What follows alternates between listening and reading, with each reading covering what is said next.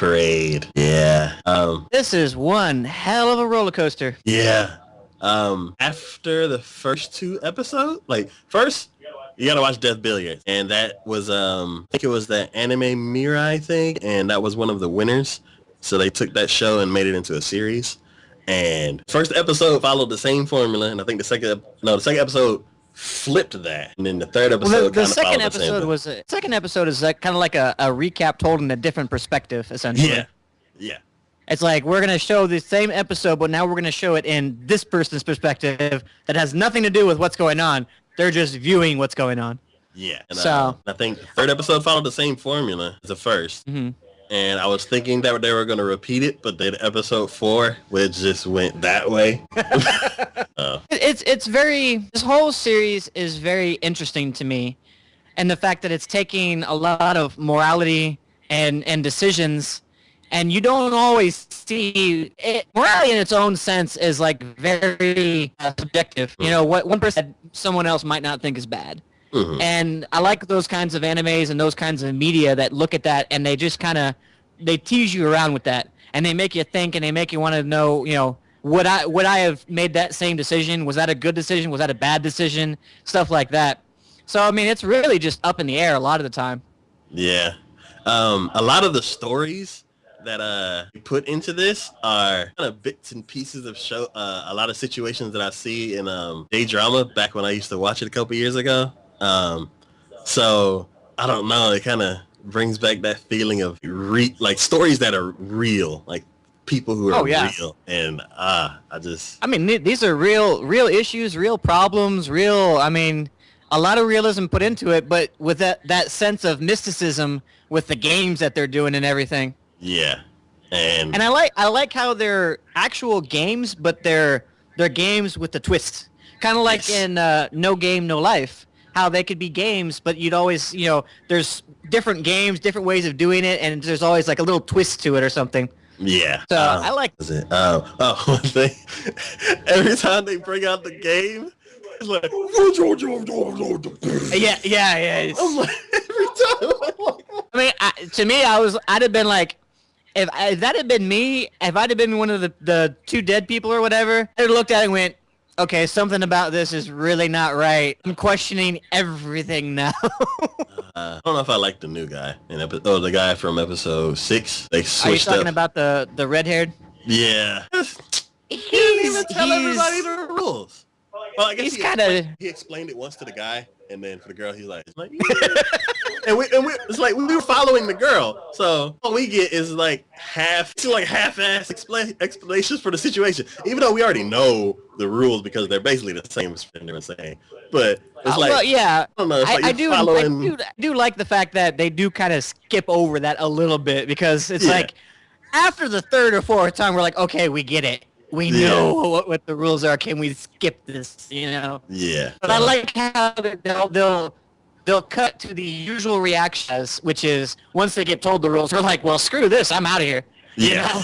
I like how they skip to that. They don't even have to explain it. He just goes, I'm going to explain to you the rules. And then next thing you know, they're like, where's the exit? Where's the exit? You know?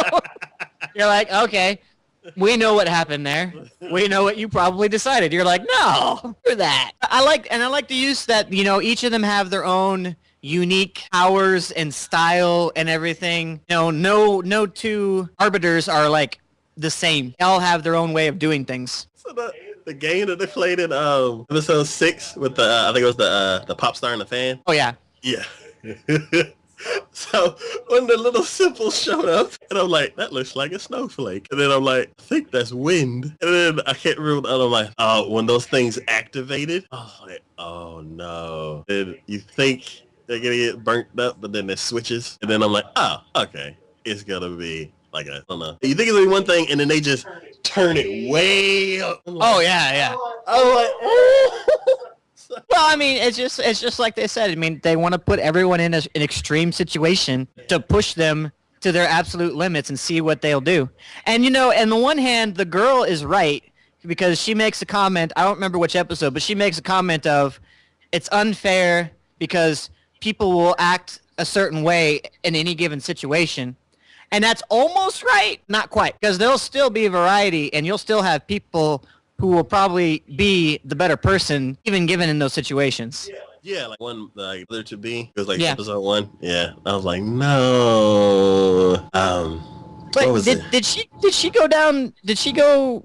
I think she into went the down. void? Yeah, I think she went in the Ah. because she the bartender thought that she was telling the truth. I hope they managed to correct, because I thought that was wrong. I'm like, Yeah. I knew exactly what was coming on. I'm like, the minute she started that, I'm like, all right, I already see she's just trying to spare him on this. I already see that.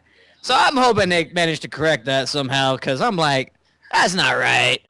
He should have gone into the void, because he was just freaking ugly. She should have been resurrected, or reincarnated, or whatever. There was one with the guy and like the reality show mom or something like that. Yeah. It's the kid and the reality show mom. Oh, that was a good episode. Like, Oh yeah. I think the third round or the last round when they were they were playing, and then you think it's going one way, and then it switches. And then all of a sudden, just banging against the screen. And I'm like, is he doing? And then they flip it. And I'm like, oh, I don't know. Yeah, I love that twist. I was like, I was not expecting that. No. But you know what?